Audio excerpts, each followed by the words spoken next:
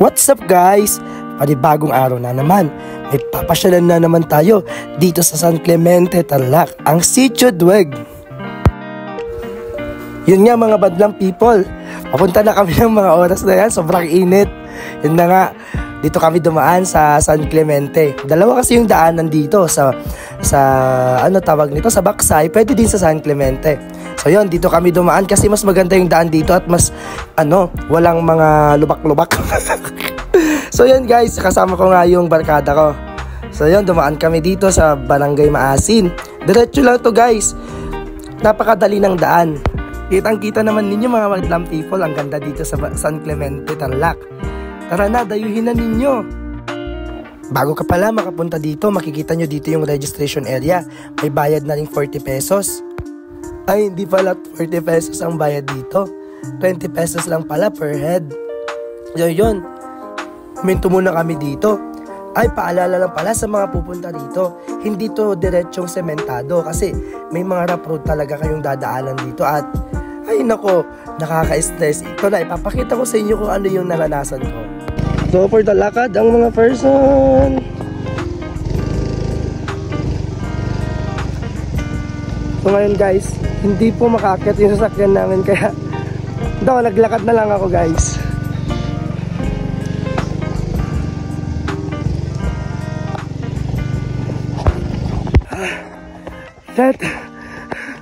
Next time talaga guys, hindi na ako babalik dito.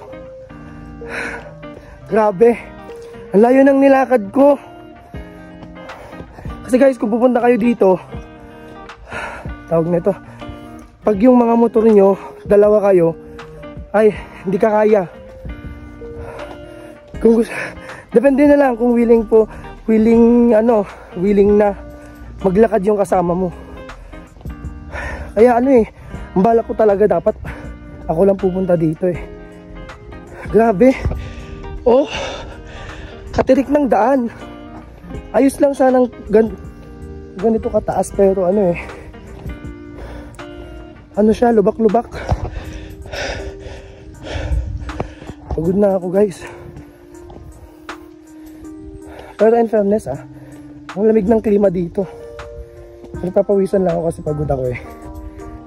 Pero ang lamig ng klima, Baguio feels. So ayun na po yung sakyan ko. So guys, update kita yung mamaya. Ay, sa wakas, natatanaw ko na yung sementadong daan. Diyos ko, pagod na pagod ako yung mga time na yan. Okay lang, pambawas ng bilbil. Ayun nga, naiwan yung kasama ko dun. Kaya, for the go. Eto na nga, akit na kami, malapit na kami sa ating pupuntahan. So, Diyos ko, pagod na pagod ako yung mga time na yan. For the go. Eto na nga, ngiting tagumpay mga dlang pips. Malapit na kasi kami sa ating pupuntahan eh. So, eto na, nakarating na kami dito sa Kapya Rental na. Nasa taas lang pala itong Kapya Rental na yung bagong Horeb Farm. So, ito nga siya guys. Makikita nyo lang to sa taas lang ng Kapya Rental na. Tapos, nung pumunta kami dito guys, walang tao. Akala namin nga sarado nung mga time na yon. So, buti na lang nakita ko to. Akala ko nga bawal magparada yung motor dito. Pero dumiretso pa rin kami. Sabi ko baka wala lang tao. Pero tinignan pa rin namin. Sabi namin baka sarado kasi wala nang nakaparking. Kami lang ata ang tao. So yun, natatakot nga kami pumasok kanina kasi wala talagang katao-tao, sobra. Akala namin, sabi ko nga kang ganun kanina, baka mamaya pagalitan tayo kasi pumasok na lang kami bigla. So yun, bahala na si Batman, dire-diretso pa rin kami kasi akala namin may entrance dito. So napakaganda kasi ng garden, akala namin may bayad. Sabi ko, diretso lang tayo, bahala na dyan. O, diba? Pa-video pa ako dyan. Sobrang ganda dito guys, promise, hindi kayo magsisisi pag pumunta kayo dito. Parang hindi nga sa Tarlac to eh. Akala nga namin nasa Baguio na kami. Totoo nga yung sinasabi nila na parang little Baguio talaga dito sa Sitio Dweg. Dito sa San Clemente, Tarlac. So yun, diretso pa rin kami dyan, bahala na. Sabi ko baka wala lang talagang tao. Malapit na kami guys. Ito, napababa na kami yung time na yan.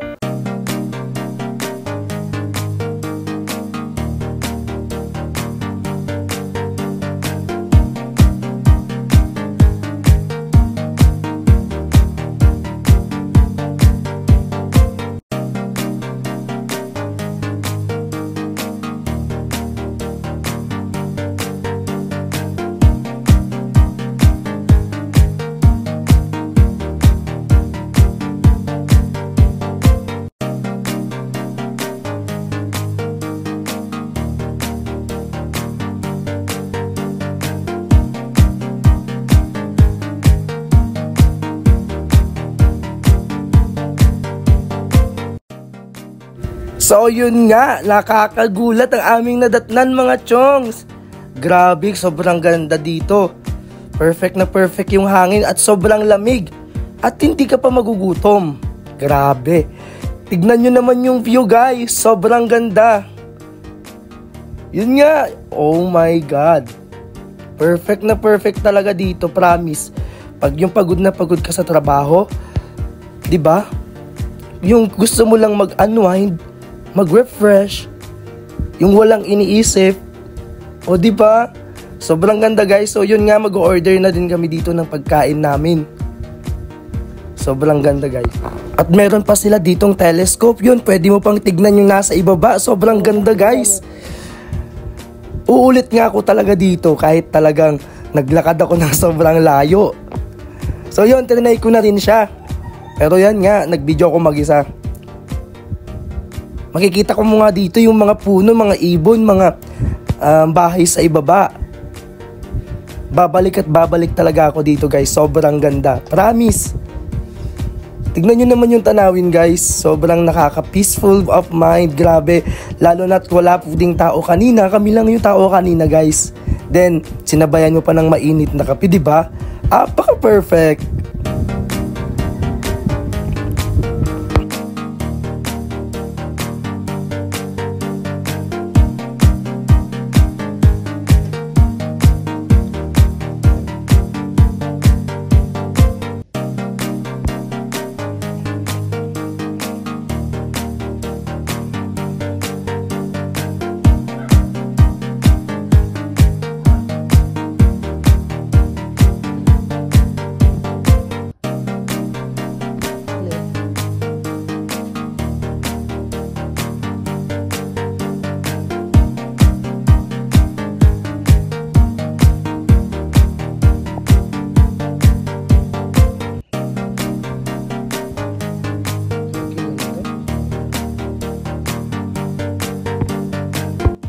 So yun, pauwi na kami dyan guys. Akyat na naman kami dyan. Nakakapagod umakyat dyan guys. So yun, balik na lang kami sa susunod ulit.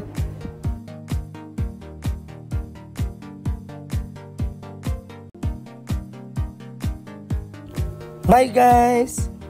Thank you!